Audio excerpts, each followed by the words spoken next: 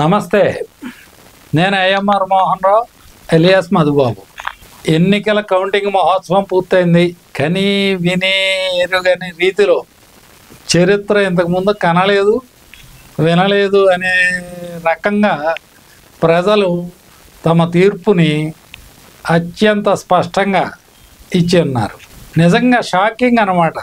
అంత అద్భుతమైన ఒకే one sided తీర్పు ప్రజలు ఎంత విసిగిపోయి ఇచ్చారా అని అనిపించింది నాకు. ఎందుకంటే ప్రజలు మన నుంచి పరిపాలన ఆశిస్తారు, అధికారాన్ని మనకిస్తారు. ఇచ్చారు కదా అని రకరకాలుగా మనకి ఏది తోసినా ఏది చేసినా సరే మన వెనకాల వంది మాగద కైవారం భజన చేస్తూ ఉంటే అదే నిజం అనుకొని, ఇదే ప్రజాభిప్రాయం అనుకొని మనం వన్ సైడెడ్గా ఒట్టెత్తు పోకడలు పోతే ఫలితం కూడా ఇలాగే ఇవ్వగలమని ప్రజలు మరొక్కసారి రుజువు చేశారు.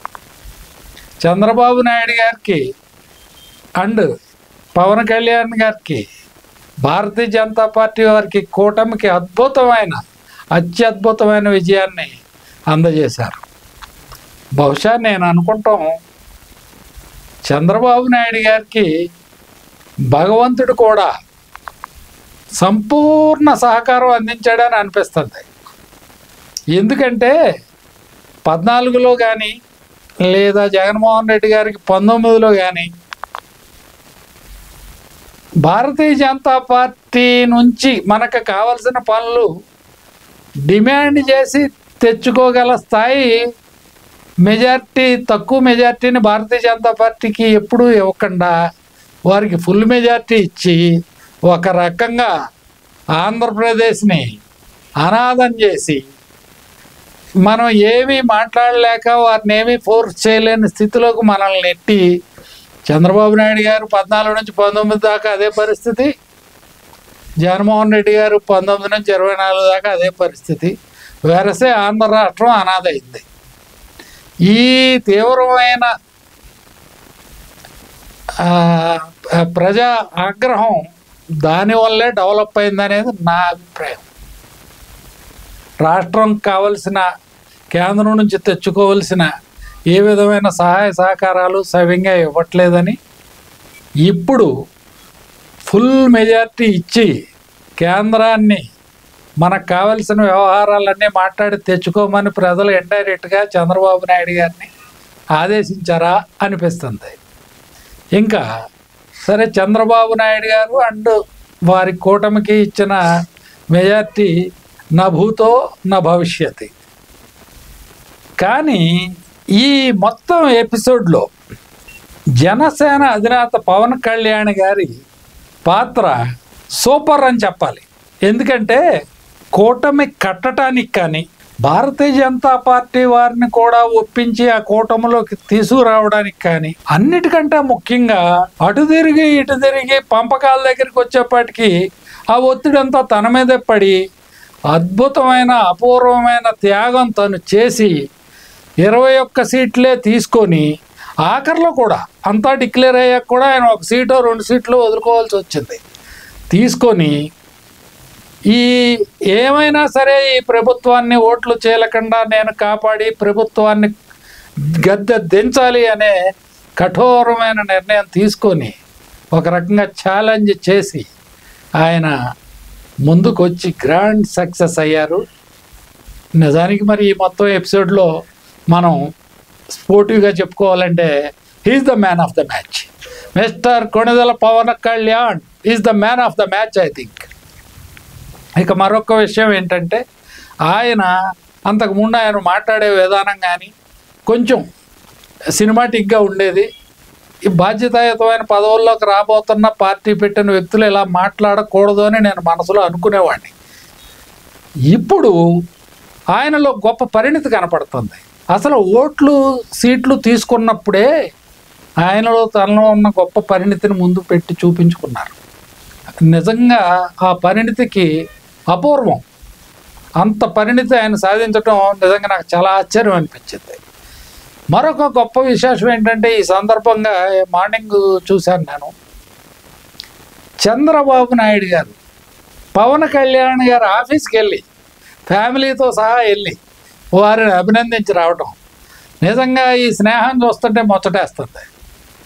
ఇటువంటి స్నేహాలు బాంధవ్యాలే మనం కోరుకునేది. ఎవ్వరూ ఏమీ పట్టుకెళ్ళేది లేదు. చక్కగా అరమరికలు లేకుండా వారిద్దరూ కలిసి భారతీయ జనతా పార్టీ వారితో చక్కగా స్నేహంగా సయోధ్యతో ఉంటూ రాష్ట్రానికి కావలసిన అన్ని అర్హతల్ని హక్కుల్ని తెచ్చుకొని, అర్హతలు చూపించి హక్కుల్ని తెచ్చుకొని, మనకి ముఖ్యమైన ప్రాజెక్ట్స్ 3-4 ఉన్నాయి. ఒకటి the one and first and last రాజధాని లేని దౌర్భాగ్యత. అమరావతిని అద్భుత రాజధానిగా ప్రపంచ స్థాయి నగరంగా తయారు చేసుకుంటాం. 2 తెలుగువారి జీవనాడి గోదావరి నదిపై పోలవరం బ్యారేజ్. దాదాపు రాష్ట్రానికి ఉన్న సమస్యల్లో 70% సమస్యలకు అదే పరిష్కారం. అది అద్భుతంగా పూర్తి చేసుకున్న రోజున ఆంధ్ర రాష్ట్రం భారతదేశంలోనే అగ్రగామిక రాష్ట్రంగా ఉంటుందనడానికి ఎటువంటి అనుమానం లేదు. అది ఇంకా 3వది రకరకాల ఉద్యోగాల డిఎస్సీలు కానివ్వండి, మరొకటి కానివ్వండి, యూత్కి ఎంప్లాయ్మెంట్. ఆ విషయం మీద కూడా ప్రభువులు పాలకులు అంటే రాబోతున్న కొత్త ప్రభువులు కొత్త పాలకులు మనస్ఫూర్తిగా దృష్టి పెట్టి ప్రజలందరికీ మేలు జరిగేలాగా నిస్వార్థపూరితంగా పనిచేసి అద్భుతాలు సృష్టించాలని. ఎందుకంటే మీకు ఆల్రెడీ దేవుడి ఆశీర్వాదం, ప్రజల ఆశీర్వాదం దక్కింది. ఇక నిరూపించుకోవాల్సిన బాధ్యత మీదే. ఇటువంటి ఈ సందర్భంలో నాకు ఇంకొక ఆశ్చర్యకరమైన విషయం ఏంటంటే, దాదాపు 400 గెలుస్తాము అని వారు అనుకుంటున్నారు. చాలామంది దగ్గర నేను విన్నాను. 400 గెలవటం మీద మనం ఒక కార్యక్రమం కూడా చేశాము. 400 గెలవటం నాట్ అన్ ఈజీ టాస్క్. కానీ ఒక మంచి మెజార్టీతో గెలుస్తారని అనుకున్నది వారి మెజార్టీ తగ్గడం కూడా నన్ను ఆశ్చర్యానికి గురిచేసింది.